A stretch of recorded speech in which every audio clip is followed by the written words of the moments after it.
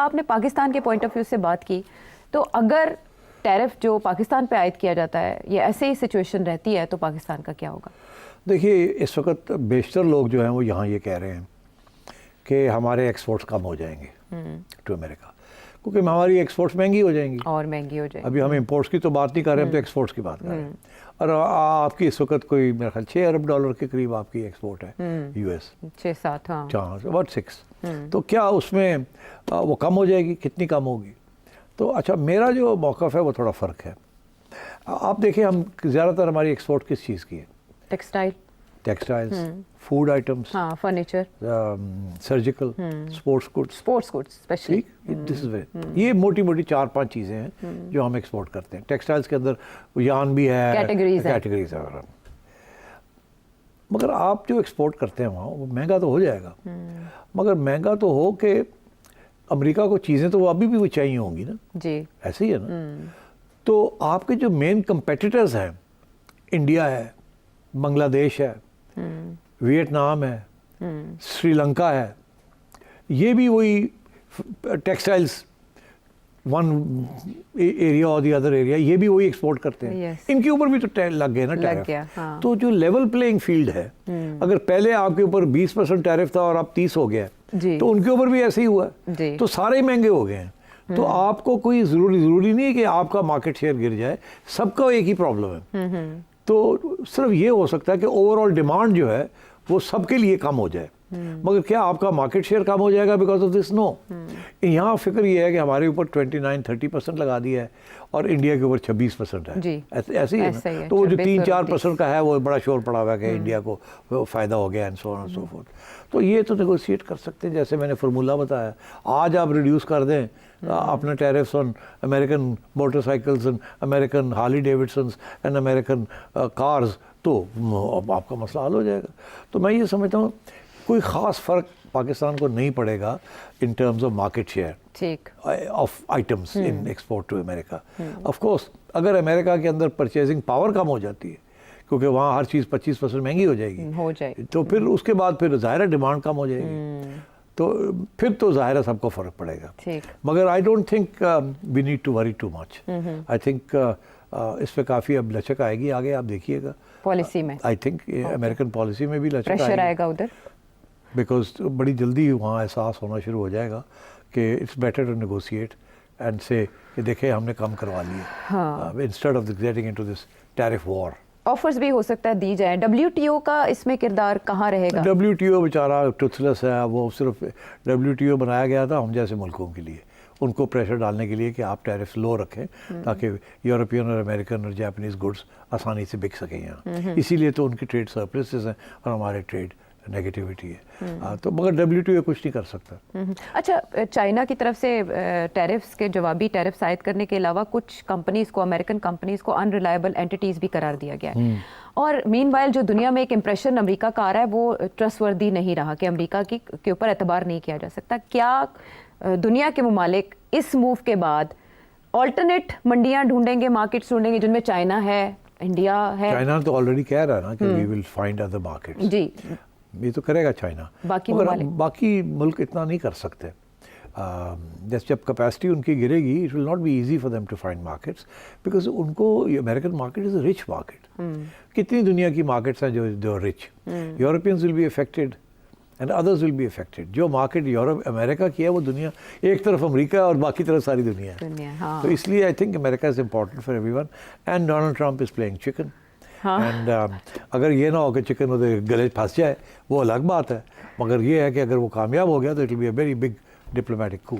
Brave और bold move है जिसमें बहुत से रिस्क इन्वॉल्व हैं। बार बार चिकन का तस्करा हो रहा है, तो चिकन्स नेक को भी याद कर लेंगे कि इसकी क्या है या ये बात क्यों आलमी मंजरनामे पर डिस्कस की जा रही है।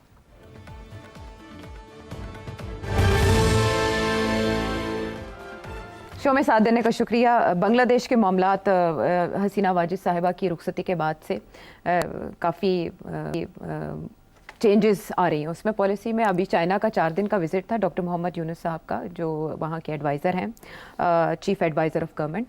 उन्होंने वहाँ चाइना में एक बात की 7 सिस्टर्स स्टेट्स के हवाले से, और जिसके बाद इंडिया में बहुत तूफ़ान बरपा है। क्या है इसमें ऐसी बात जो इंडिया को बहुत तकलीफ हो रही है? इंडिया को तो पहले दिन से तकलीफ हो रही है। जैसे ही उनका एक स्ट्रेटेजिक एलाय था बांग्लादेश, वो गिरा है जैसे, और बिल्कुल ऑपोजिट बन गया वो, अब चाइना और पाकिस्तान का बन गया एलाय।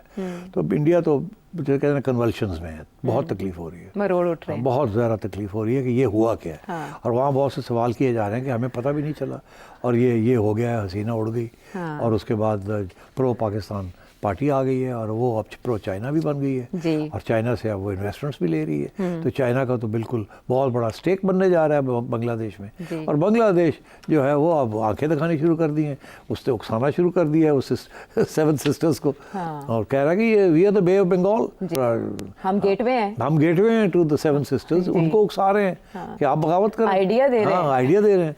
तो ये अब इस किस्म के आइडियाज़ जो है ना, वो इंडियंस जो है वो यहाँ बलोचों को दे रहे हैं और टीटीपी को दे रहे हैं। उधर बांग्लादेश में से शुरू हो गया है ये काउंटर। तो जाहिर है इसके पीछे, तो जाहिर है आप पाकिस्तान तो नहीं है ना? नहीं, मतलब है कि इंडिया तो यही समझता ना कि इसके पीछे भी पाकिस्तान ने गन डाल दिया।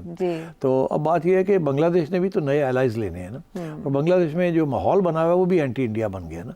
ये नहीं है कि यूनुस जो है ये कर रहा है खुद, वो देख रहा है कि सारा बांग्लादेश की नई जनरेशन जो है they hate Indian hegemony. India ने भी वही फजूल हरकत की है जो इस किस्म की हरकत पाकिस्तान ने की थी। पाकिस्तान ने अफगानिस्तान के अंदर पाकिस्तानी हेजेमनी क्रिएट करने की कोशिश की कि ये हमारी पपेट रेजिम, हमारा ये इलाका है। उससे रिवोल्ट हो गए वहाँ सारे नेशनलिस्ट रिवोल्ट की, ये होते कौन है, we are a proud nation country, हमने तो अंग्रेज़ों को नहीं माना, ये कौन होते हैं, पंजाबी आ गए हैं। इसी तरीके के साथ वहाँ भी ये हुआ कि इंडियंस इतनी हर चीज़ पे चले गए वहाँ कि वहाँ भी रेजिस्टेंस शुरू होगी कि ये, और फिर ये रिसर्जेंस ऑफ इस्लाम भी है। Jamaat Islami is a very powerful force in Bangladesh, और अभी भी वहाँ क्रैकडाउन बहुत किया था हसीना ने, और उसके बावजूद फांसियाँ दी थी। उसके बावजूद इस वक्त one of the most important forces in Bangladesh is Jamaat Islami, and Jamaat Islami is pro Pakistan. तो पाकिस्तान का तो इन्फ्लुएंस वापस आ गया वहाँ। तो इसलिए इंडिया की तो बड़ी तकलीफ हो रही है। और अब ये जो चाइना के साथ बांग्लादेश का हुआ है, ये तो इसके साथ तो जो है ना फुल सर्कल ही हो गया कि इधर पाकिस्तान है, उधर चाइना, और बीच में बांग्लादेश, और बांग्लादेश जो है खेलना शुरू कर दिया उसने। तो India is very upset and rightly so. मगर ये होता है जब आप गेम्स खेलते हैं ना नेबरहुड में, तो किसी वक्त भी टेबल्स टर्न हो जाते हैं एंड देन सब काम ख़राब हो जाता है। इंडिया के लिए बहुत बड़ी डिफ़ीट है ये। इंडिया ने इस किस्म की डिफ़ीट पहले एक जगह पे हुई है उनको, वो श्रीलंका में हुई है।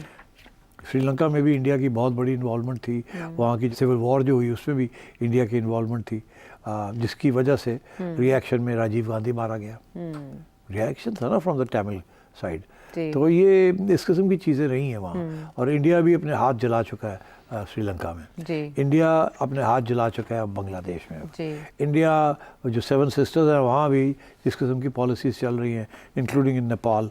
इंडिया जो है is not the big brother any more. ये बिग ब्रदर अप्रोच जो होती है ना, वो कहीं ना कहीं फेल हो जाती है।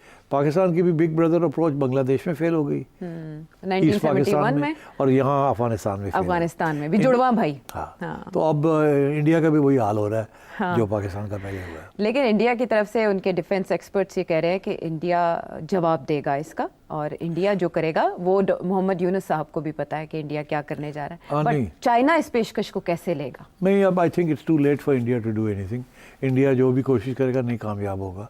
अब जो अलायंस हो गया between Bangladesh, China and Pakistan, अब Bangladesh will be stable and India will not succeed in destabilising Bangladesh. तो वो जो वहाँ अलहदगी पसंद तहरीकें कुछ इन 7 सिस्टर स्टेट्स में चल रही हैं, उनको हवा मिलेगी, बढ़ावा मिलेगा। तो वो ईस्ट पाकिस्तान के एपिसोड जिस तरह इंडिया ने उसमें किरदार अदा किया। India is a very powerful state, और बड़ी रूथलेस स्टेट है। आपने देखा उन्होंने कितनी रियलिज्म के साथ रूथलेसनेस शो की है कश्मीर में। तो they will do whatever is possible. और वो तो कानून रातों रात कानून चेंज कर देते हैं, इतनी रिप्रेसिव कानून ले आते हैं कि यू कांट इमेजिन। और क्रैकडाउन जो करते हैं इट्स ब्रूटल। यहाँ ह्यूमन राइट्स नहीं चलता। जो बंदा ह्यूमन राइट्स की बात करता है इंडिया में वो भी डिसअपेयर हो जाता है। मगर क्योंकि इंडिया का इतना रोमांस है विद द वेस्ट, तो उनकी तनकीद नहीं होती उस तरीके के साथ। That's the reason. और वो अपनी जो प्रोपेगेंडा उनका as the biggest democracy in the world, वो अभी तक चलता है। यू सी, वहाँ ये हाइब्रिड रजीम और मिलिट्री इंटरवेंशन की बात नहीं होती, जिसकी वजह से उनको बेनिफिट ऑफ द डाउट मिल जाता है।